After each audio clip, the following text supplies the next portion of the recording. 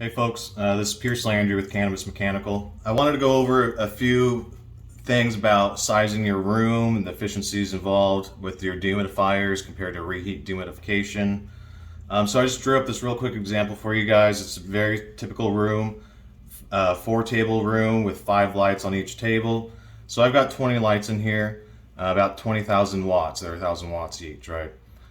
I estimate that needs about 8 tons of cooling. So in this room, based off just purely the lights, we would probably do 8 to 10 tons of cooling in there. If you have the dehumidification companies quote you on what size dehus you need for the room, I estimate they would have you do 2 of their 500 pint per day units, right? So I've got one in each corner for you there. The thing is, these dehumidifiers produce 31,000 BTUs each. So each one of these dehus literally needs 3.5 tons of cooling just to keep it cooled. So we've got 7 tons of cooling just in those 2 dehus, in addition to the 8 tons of cooling needed for the lights, right? So right there alone, you have 15 tons of AC needed just to keep the room under control with all those with those 2 dehus.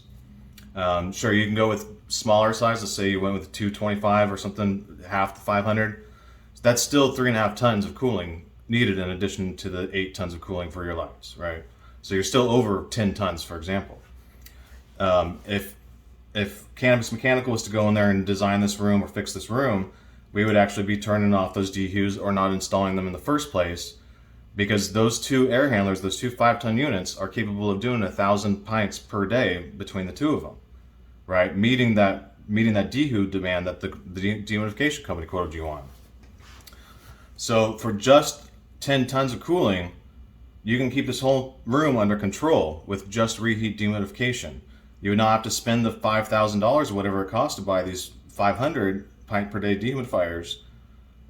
You wouldn't have to spend the money on that or pay them to run and not actually keep your room under control.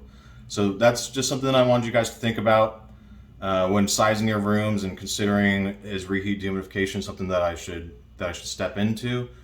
Well, if you're not meeting your demands and you're just having to install another overly priced dehumidifier, maybe it is something you should consider.